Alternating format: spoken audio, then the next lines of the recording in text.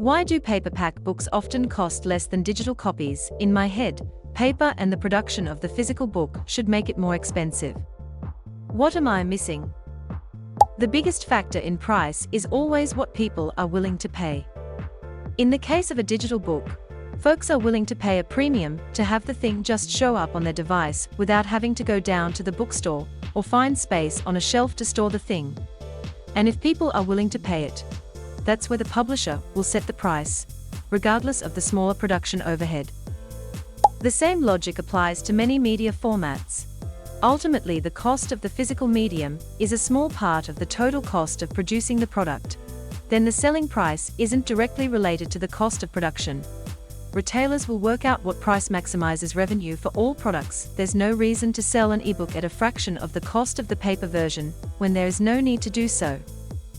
The printing and distribution costs of a book is pretty negligible in the overall publishing cost. The price of digital books are set by publishers. And since they have direct control over prices, they don't really have to discount them. The price of physical books are set by distributors or resellers, who are forced to reduce the prices due to competition, warehouse, store space limitations, etc. So it is possible that originally the price of a paperback was $12 and digital was $10, but the seller is selling the paperback for a discounted price of $8, but the publisher is still selling the digital for $10. The real answer is that physical books are sold through a distributor model.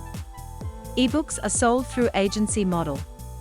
What this means is that for physical books, Amazon buys them for X and sells them for whatever they want.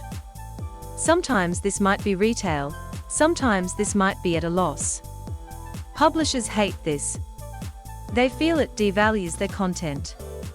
So when ebooks came out, publishers decided they would set the price and Amazon could negotiate the revenue split. Although in practice, this is pretty much fixed at 70/30. Other retailers have same model for physical books and will usually try to be close to Amazon prices. For digital, there's actually money being left on the table because at a slightly lower price enough copies would be sold that overall profit would be higher. But the short answer is digital books are priced to make publishers and authors looking at you Scott Turow feel good, not to price at market. Source: worked within Kindle org at Amazon for the better part of a decade. The price of media, both physical and digital, is largely driven by demand rather than supply. They charge what POP are willing to pay, rather than what it cost. People want the convenience of digital books, and are willing to pay nearly hardcover book prices. Don't forget to like and subscribe so you don't miss our next exciting video.